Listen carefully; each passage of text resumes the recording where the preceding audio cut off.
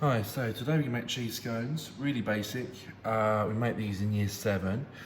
I'm going to do it real time so you can see actually how quick they are. So in the bowl we have already put 250 grams of plain flour and 125 grams of grated strong cheese and some salt and pepper. Also in here we need a raising agent, which is baking powder, and I want 3 teaspoons. So when you're cooking, just remember, a teaspoon you stir your tea with is not necessarily going to be the actual measurement of a teaspoon. All right, so you have a teaspoon. I'm sure you can see it there, but it's TSP, which is it's 5 grams is the measurement. And then you have a larger spoon, which is a tablespoon. That's TBSP, and that's 15. So a teaspoon is 3 times the amount of a tablespoon. So we want 3. So I could do 1 tablespoon, but I'm just going to do 3 tablespoons of, 3 teaspoons of baking powder. Notice that is not a teaspoon, that's too much. So what we do is we put it in and we flatten it out. So 1, 2, and 3 teaspoons of baking powder. If you put too much in, it will taste quite chemically. It won't be pleasant at all. So I'm gonna put that to the side for 1 second. What we then need to do is measure our milk, right? So normally in scones there's butter. There isn't any butter in here, there's oil instead. Now when we're measuring the milk, we want 125 millilitres of milk. So 125, which can be a little bit annoying and difficult to explain sometimes. 125 is actually not on the measuring jug. Okay, if I get going a bit. So there's 100 grams where the knife is pointing. There's 200 grams. So this line in the middle is 125, is 150. Not very helpfully, we want 125, which is actually going to be right in the middle. So it's not marked, but it's logical. So 100, 150. So in the middle, just there, is 125. Always make sure you measure on the flat, because if you don't, you won't really know, how much you're doing. So that's 125. What I'm now going to do is crack just 1 egg in. You may notice at the minute there's no fat in this. Like I said, so normal scones, there's butter. We use oil for this. So we want, again, a teaspoon again, 3 teaspoons of oil, which again, you could do 1 tablespoon. It's the same amount, so 2 and 3. Put those away. Quick whisk together, which actually is important that we whisk it all together first. Okay, so then we have our liquid, so the milk, the egg and the oil, and then we have our dry ingredients, so the flour, the salt, pepper, 3 teaspoons of baking powder and the 125 of cheese. So hopefully logically, you put one into the other, get all that in. You can use your hands straight away, I guess, but it's kind of easier to put it together with a spatula or a spoon.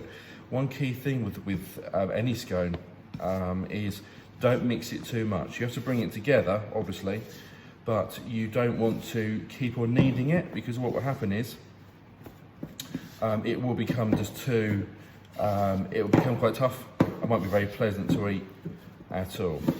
Now what you need to remember, when you're making anything like this, it's interesting that different flours and different things can absorb different amounts of liquid.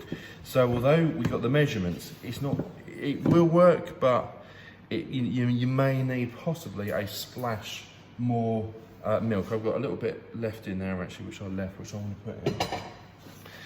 As it's come together, and it's only at this point, you tip it out onto the work surface.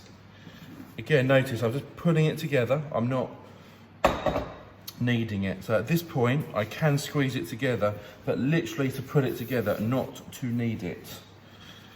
So that is enough. All right, so you want the little crumbs in it, that's it. If you've done this right, you shouldn't really need any flour on the table, all right, at all. You might do, it's possible, just to be sure it doesn't stick. But one thing you mustn't do is incorporate, don't kind of mash it up again, otherwise the flour will go into the scone mixture. Right, what we're then going to do is just pat this out. I haven't got to roll it.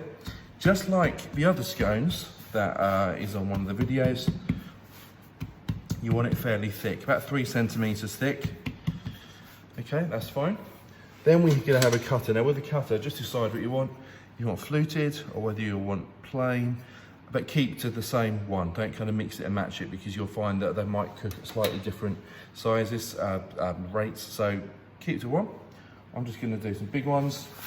So one, and I've also already got a baking tray with paper on. Two,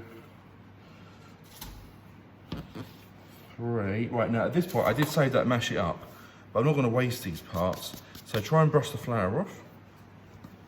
Give it a very quick mush with your hands. Again, not much, literally to bring it together, and pat it out once more to around 3 centimeters. Right, so this mixture makes 4, as you can see. You could, of course, make more if you'd make them smaller. You could double the mixture, etc. Right, so there we have our cheese scones. Now, the other option you have, if you happen to have any cheese left, which I do, you can sprinkle a little bit of cheese on top. The cheese is your thing in the oven. What I didn't say, I've already turned the oven on, okay, to 180 degrees. Make sure, and this is important for baking, that the ovens are is actually on before you put it in.